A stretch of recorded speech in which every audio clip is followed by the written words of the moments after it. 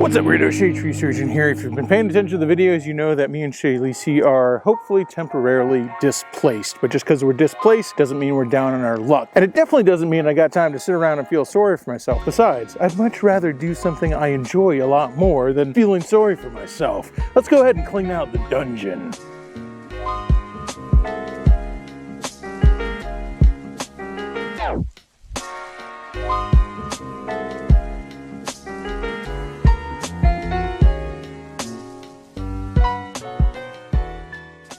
First things first, let's get these tools organized. They are spread to the wind. Even if I wanted to work on something right now, I wouldn't know where to find the tool to do it.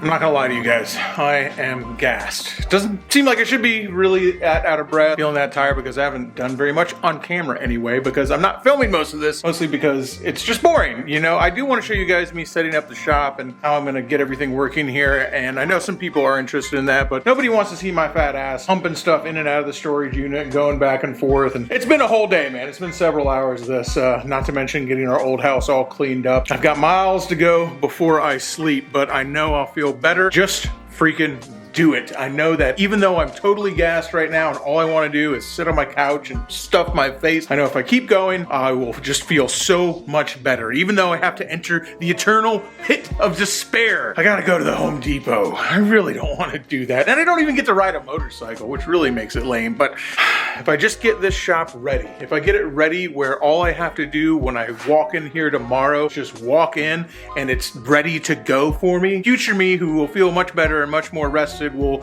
thank past me for his trials and tribulations in the bog of eternal despair known as the Home Depot. All right, let's go. Vortex, you're sinking! Come on, turn around!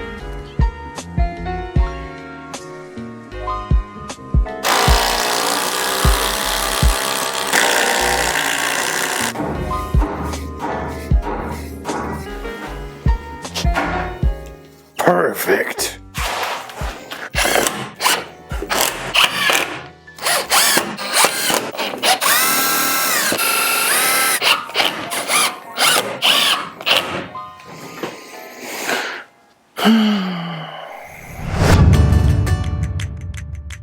Whew, I was smoked last night, but now it's 7 a.m. and it is 42 degrees outside. 42 degrees and not much visibility. 42 degrees, for me, that's too cold to work on motorcycles. I don't know about y'all, but 42 degrees, we ain't got no heat in our sheds out here. That's too cold to work on motorcycles, but it's not too cold to ride them. Well, let's see how the old shovelhead handles a below freezing night and a 42 degree morning. Will it still fire right up? And the answer is yes. I wasn't even cranky about it. Onward, brave soldier. Onward, says the beige malaise. 42 degrees, schmorty-2 degrees. I don't know, that's kind of a stretch with the schmorty. Anyway, I know all my northern brethren, the Northmen, they'd be swinging a battle axe at me if I didn't get out and ride in 42 degree weather, okay? Just because it's like usually about 75 degrees during the winter here in Florida, that doesn't mean I don't enjoy a nice brisk 42. Although I will say our 42 degrees is a little more wet than a lot of other people's 42 degrees. 42 degrees in Arizona or California, that doesn't feel anywhere near as cold as 42 when there's this much moisture in the air. Anyway, a sopping, wet, moist, pink panty 42 degrees aside, I know all my Northmen brothers up there in the mountains would be swinging a battle axe at me if I didn't take advantage of 42 degrees. It's a show of solidarity, baby, and 42 degrees on a motorcycle still better than 42 degrees in a car, if you ask me. Not gonna lie, man, I love foggy mornings. Just a sense of adventure in the air. Feels like a misty morning in the Shire, and we're about to set out for adventure, baby. Although I will say this about old Shadetree Surgeon. When it comes to fantasy, I'm way more of a fan of old Logan Nine Fingers than I am of that little pillow biter Legolas, alright? Say this about Shadetree Surgeon. Say that he liked bite. And if you're not familiar with the Bloody Nine, you ought to educate yourself. I don't think I'll ever get over being able to just cruise on a shovel head at 80 miles an hour like it ain't no thing. If you've never ridden a 4-speed shovel head, maybe you won't know what I'm talking about, but if you have, it feels a lot like when your old lady sets her Hitachi from stun to kill. And then, of course, the good old Ybor City. I'm no longer down the street from it anymore, but that doesn't bother me. It just means I get to ride farther to go there. It also means I'll put on my helmet. I will tell you, I am just one of the worst offenders when it comes to not throwing my helmet on to like ride within 5 miles of my house. You don't have to wear a helmet in Florida. There's no helmet laws here, and I really should. Like, I really should. And I don't know, man. It seems silly to go like, oh, I'm forced to wear a helmet, so it's a better thing. I should just change my attitude, not force myself to do the right thing. But regardless, time to go to Ybor City and represent the dirty shame, poorly probably, but represent us nonetheless I shall, in the annual La Gazzetta Bocce Ball tournament put on by the one and only amazing, very good friend of mine, Patrick Mantega. I'm not gonna lie to you guys, not only am I terrible at bocce ball, but also it seems like every year in between the tournaments, I also forget how to play, so I'm not even sure on the rules. Luckily, this is Patrick Mantega's bocce ball tournament, so not only is cheating encouraged, bribery is too. And hey, as long as you can cheat, lie, steal, and bribe, well, I don't need to know the actual rules. We can still win. Cheat, lie, steal, bribe. Also, drinking is encouraged at 7 o'clock in the morning. These are my kind of people. It's all for charity, though, so it's all right. Bocce ball is always full of friends, including Barry, my man, and Dr. Z, Buffalo Bill, who looked like the goth girl and the prep from college over here. I trimmed my beard down this morning, man. I just accepted.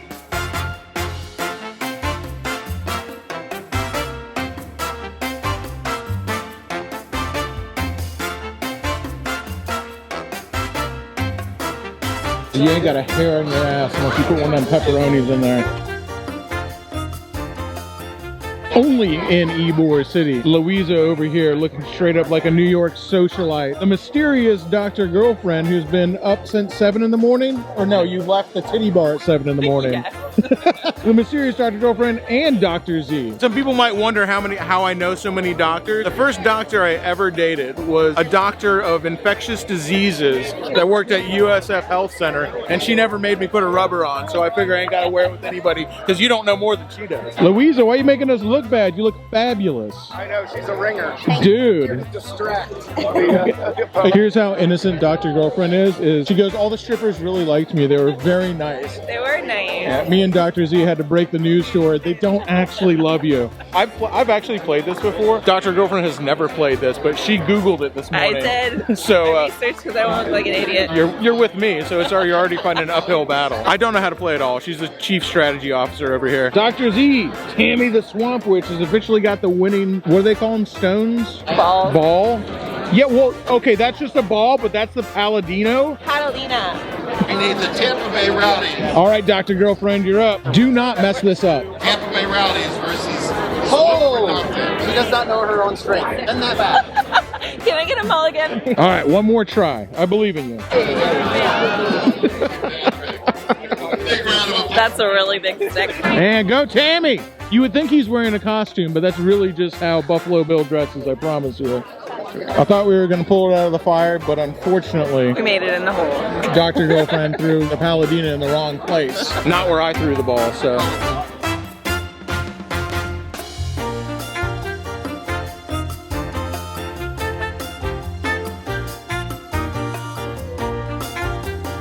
Hey!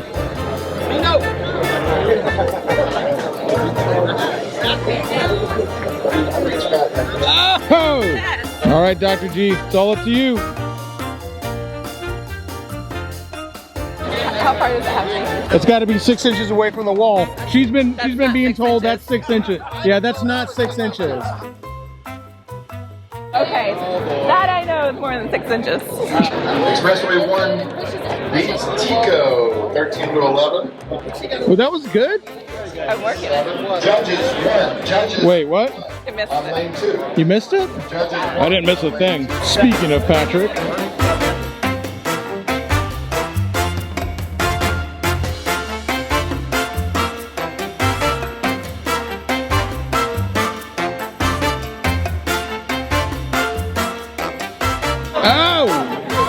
Dude, you got it. Oh, wait, no, you didn't get it. That's 6 inches on the dot. That was good. Throw another one. That's all you.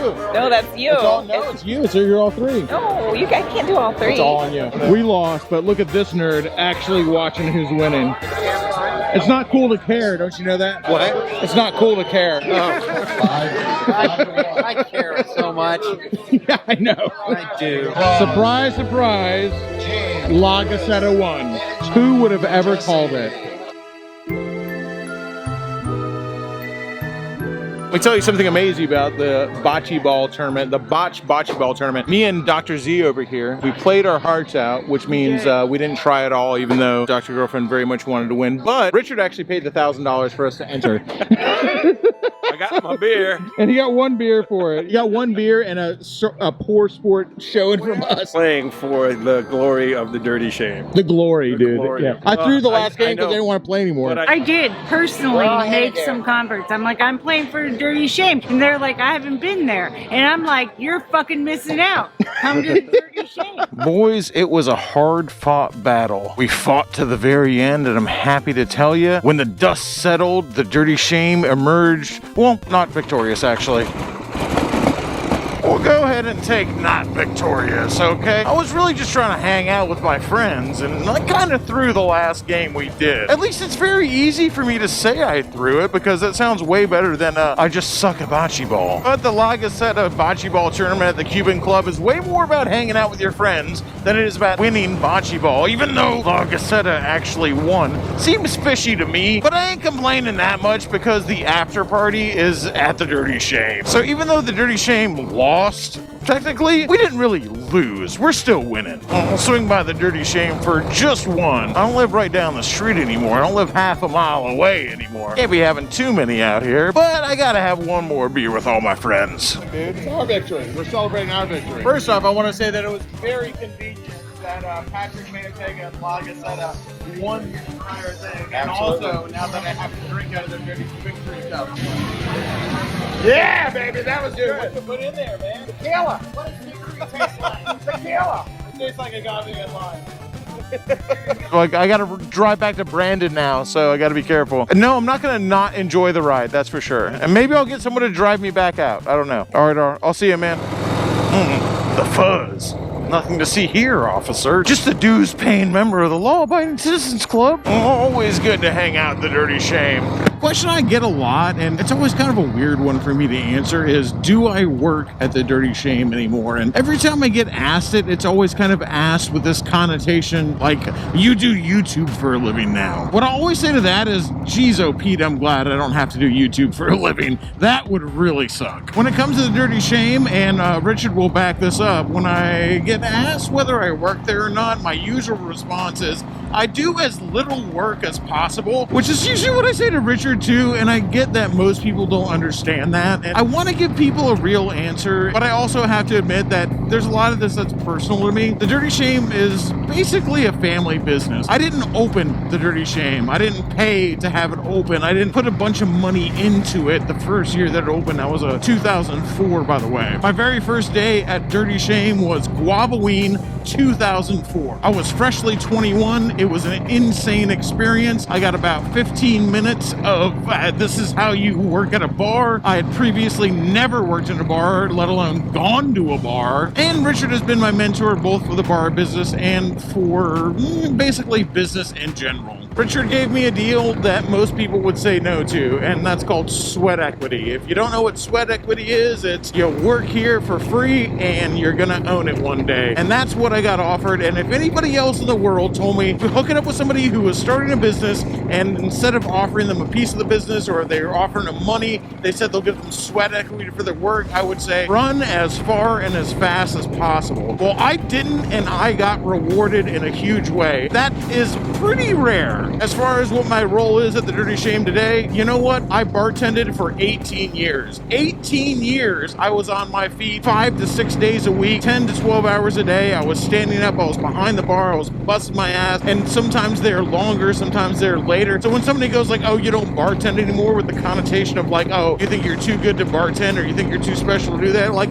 hell no, dude. I can't tell you how hard I have worked to make, like, not a lot of money. So if you have a dream to open a bar, if you have this like pipe dream, like, I'm gonna open a bar one day, I'm gonna make all this money, I'll let you in on a little secret right now. Bars don't make a lot of money. Now, if you have a bar restaurant, you could probably make a little bit of money, but bars, if you only do liquor and beer, they do all right. And at the end of the day, what do you really own? If you own a bar, what do you own? Tell me, what do you actually own? Like the name? Like some chairs, some bar stools and tables, a few liquor bottles? Like, what do you actually own if you own a bar? If you don't own the building that your bar is in, you don't own anything. So let's say the landlord decides to shut down your building, and what are you left with besides the name of your bar? A lot of people don't think about that because they haven't worked or lived in the bar industry. And I lived and worked in the bar industry for literally over half my life, counting over half my life, because you don't really start having thoughts of mean a crap till like 4 or 5 years old. So over half my life was spent in the bar industry. And let me tell you this right now. If you own a bar, you don't really own anything besides a concept, an idea, an attitude, a feeling. You don't own anything. It's very weird. And I understand that bars and owning a bar gets put up on this pedestal like it's something so special, like this insane end goal for a life. Like, I'm going to work hard all my life and then I'm going to retire to owning a bar. Let me tell you, somebody who did it for half their life, pick a different fantasy. Now, I'm not saying I don't love it. I had a lot of great times. It's taught me a lot. I've gotten a lot out of it. But after doing it for 20 years of my life, I love going back there, love hanging out at the Shame, and I love for people to come to the Shame because I think the Dirty Shame is an absolutely amazing bar that will treat people better and have a better vibe than almost any bar on the Ybor Strip or any bar in America. I truly believe that. But if your goal is to own a bar, unless you're a multimillionaire and you're just independently wealthy and you can just dump as much money into a passion project as you want, I would say pick a different dream, because it's not what you think it is. Anyway, so that's me and the Dirty Shame. I go to the Dirty Shame all the time. I'm still involved with the Dirty Shame. I do not bartend anymore, and I'm not unhappy about that. I don't miss bartending. I don't miss bartending at all, dude. Standing up for 12 hours straight behind the bar, running around, getting punched in the face, getting spit on, having to freaking freak out and argue with people and deal with all this bullshit. No, I do not miss that. I did it for 18 years of my life, and I don't miss it. God bless the people who are still doing it right now for me. That's awesome. I love it. As far as me missing it, I don't. The only thing I miss is meeting y'all. Like when people come down and I'm there behind the bar, like I miss hanging out with y'all, meeting y'all, but I'm still there all the time. So it's actually kind of better, because if I am there and you happen to walk in, I'm going to get to drink beer with you instead of giving you a beer. And that's pretty much all I'm going to say on the Dirty Shame. It was a hit. Trust me. It was a big hit. If you want to make real money, don't own a bar, bartend. You make great money bartend. Even right now, I probably cut my money, like my take-home money that I make every week, by probably 30 or 40%. Still, to this day, I make 30 to 40% less money because I don't bartend. It was a gigantic adjustment when I stopped bartending, because I'm like, why don't I ever have money anymore? It's kind of a huge bummer. But not having to be up till 4 or 5 o'clock in the morning every single night of the week, and not standing on my feet without sitting down for 12 hours every single day, I like that. Okay, I've got permanent damage to my body, my back, my feet, my legs, and nerve damage from bartending for years. You know, it is what it is. I can't go back on that stuff. But I don't miss it, man. The pain, the bullshit. And you know what I miss? the money. And even though I missed the money, was the money even worth it? It's really hard to say, man. I've been punched in the face like probably a couple dozen times. I can't tell you how many physical altercations and fights I've had to be in. And I'm not a violent person. I don't like to fight. So like if you like to fight, great job for you. That's an awesome job for you to have. I don't like to fight. I can't tell you how many friends I've lost because I had to cut them off, and all of a sudden I realized that the only reason they were friends with me is because I'm the human being that gives them drugs, aka beer. Like I'm the drug dealer that gives them beer, and the minute I take the beer away, we're no longer friends. I mean, that's happened dozens of times. I've had knives pulled on me, guns pulled on me, threats. I've had the cops in my face. I've had like everything you can imagine. 18 years of bartending, there are a few things that I have not dealt with. And maybe I'm a little more sensitive about it than I should be, because I feel like every time somebody asks me like, oh, don't you work at the Dirty Shame anymore? They're kind of like implying that like, oh, you're such a rich dickhead now from YouTube that's what you do now. You don't have to bartend anymore. And I'm like, Jesus Christ, I wish that was what it was. And that's not because I make all my money off of YouTube. Like, obviously there's a few bucks involved in YouTube, a little bit of money. It's not what you think it is. And it's definitely not enough to live off. Now, I will check my privilege and say that I probably make like, I don't know, man, $150, sometimes as much as $200 off a video. So I do need to check my privilege and say like, yo, there's a lot of people out there that would say like, oh man, if I could make $100 off a video, I'd be just killing it. I'd be doing so good. But that's also not that's not where I make my money, man. That's not where I make my money. I do 100 different things. A lot of them you guys don't know about. Some of them you do. But it's always been like that. I've never really had a real job. I've always had like 12 pretend jobs. Also, I guess I can't be that mad at people who are like curious about how I make my money because it's not very clear. But the real answer is like sometimes I don't even know, man. I do a bunch of different things. It's by hook or by crook, and sometimes I have to do some pretty bizarre stuff to make money. So I don't even always know. I will just tell you this. It's not off of YouTube. It's not off the Dirty Shame. It's not off of any one thing. I would say that I've probably got about at least a dozen different ways that I make money, and none of them are huge money. They're all just like a little bit of money, and together that's okay, and I do okay, and I do my thing. But the real goal is to, if everything else dries up, that I got at least like 3 or 4 different ways that I can make some money and do okay. If everything else just fucks off and like stops, and I don't make any money that way, I can make this other way. I didn't realize the way that I live is not for everybody. I live way more like a carny, and I know there's people who are showmen, you know, and showman is the preferred nomenclature for carny, by the way. I know there's a lot of showmen who watch this channel, and people who make their money, you know, by hook or by crook, which is a showman term. And I know you guys understand it. You understand how I make money. And if you work a normal job and you went to college for like computer science, and now you just like crunch numbers, like you don't understand how I live. And that's okay, because I kind of don't understand how you live. I don't hate it. I'm not like angry at how you live. I'm not jealous. I'm not weird about it. I don't get it because I've never lived that way. I've never had like you make this amount of money per hour and you work this many hours a week because some boss told you got to do it. I'm not against it, but I've just never done that. That's kind of where I'm at. So if that answered your question, awesome. It probably didn't. So I don't know what to tell you, man. Well, I was about to start working. One of the worst things for getting work done ever is friends, but you can't complain about it that much. My man Kaz Motors over here just showed up, new-ish. The bike is back from the void. It had a catastrophic engine failure. It now has a new engine, and that's why we've got the domino effect going on over here. We got a blonde transmission case and a black engine, but that's all right. I think it just gives it a little bit of character, and in fact, it matches the gray and black paint job perfectly. So you can just say it was a special edition. It was on purpose. One of a kind.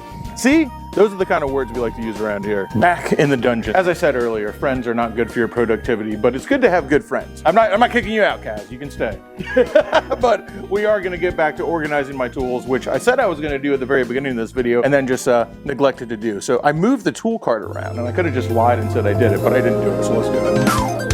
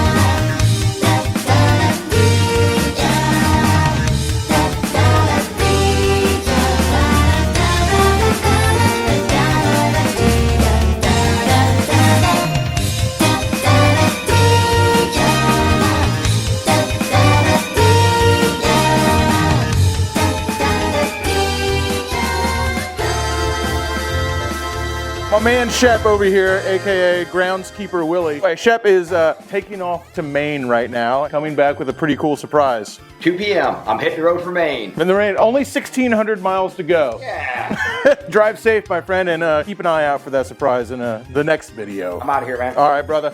Safe travels, Shep. Yep, I'll let you know my progress and where everything's at. Yeah, be safe, man. I'll tell you.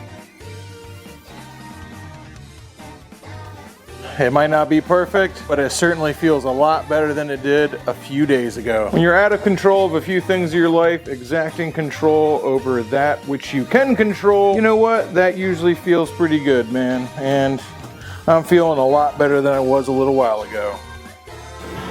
Well, there's someone who really doesn't care at all. In fact, he's pretty stoked about the whole thing. You guys didn't notice, the place that we're staying temporarily for right now is on a pretty big piece of property. So Bilbo's super happy about everything.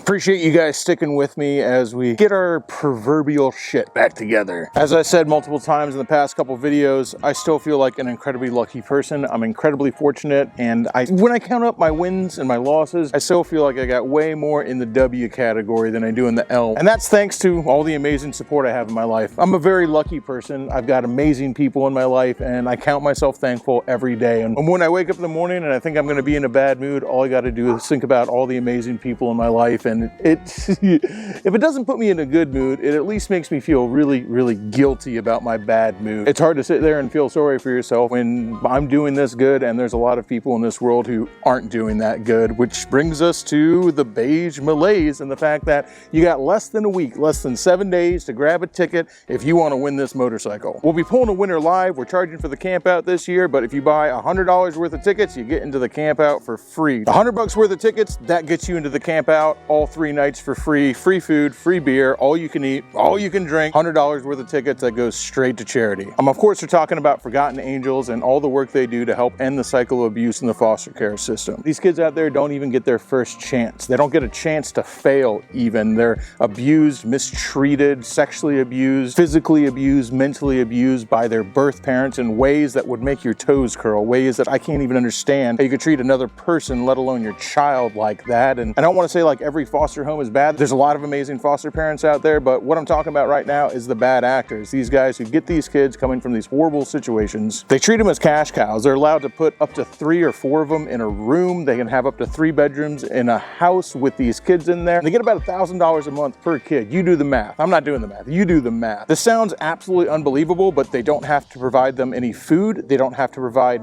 entertainment. They don't have to watch them really. They're almost completely unsupervised, which sounds insane. How can this be? But that, promise you, that's the way it is. Forgotten Angels has gotten young men who didn't even know how to tie their shoes, let alone drive a car, let alone even have a driver's license or a GED or any life skills whatsoever. These kids are like operating on like a 5 or 6 year old level, but the state is considering them adults. They're 18 years old and they're considered adults. And after they turn 18 and that money turns off, they get thrown out onto the streets by these people who are just milking them for every dollar they could. They end up homeless. They end up addicted to drugs. They end up falling through the cracks. And you ever see someone on the side of the road or in a tent and you wonder how they got there? A lot of them, this is how they end up there. That's where Forgotten Angels steps in, and for a few bucks on a raffle ticket, you can make a huge difference. You can help change the world. They take these young men and women and they give them the support, advice, and love that they never got from anybody. They do everything from get them their driver's license, fix their credit, help them open their first bank account, get bad credit off there because most of them have parents who took out loans in their name, have psychological care, they go to therapy. A lot of them learn how to ride motorcycles, they learn how to work on their own car. They become men and women that are productive members of society instead of just being another wasted human life. That's where your dollar goes. And you know what? That dollar might get you this cool bike, but even if it doesn't get you the bike, you know it's going to do a good thing. I appreciate you guys coming on this journey, and if you can't afford to buy a raffle ticket, that is okay. You can still tell somebody about Forgotten Angels, and if you tell somebody about Forgotten Angels, hey, all I do is talk about it. So if you tell one person, you've done as much work as I have. The link for the raffle for this motorcycle is down below. I appreciate you guys. We are bad people doing good things. Until next time, keep it weird. Crashing through the sky comes a fearful cry. Shadetree Army! Shadetree Army! Armies of the night, evil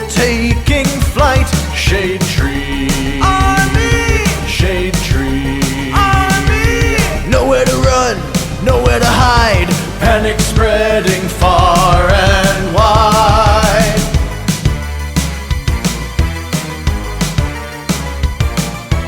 Can the world oppose the deadliest of foes? Shadetree Army, Shadetree Army. Who will risk it all to end the evil call of Shadetree Army, Shadetree Army. They never give up, they never say die, walking tall with banners high. Shadetree Army, a ruthless gang of scum, villains, freaks, and bikers determined to rule the world.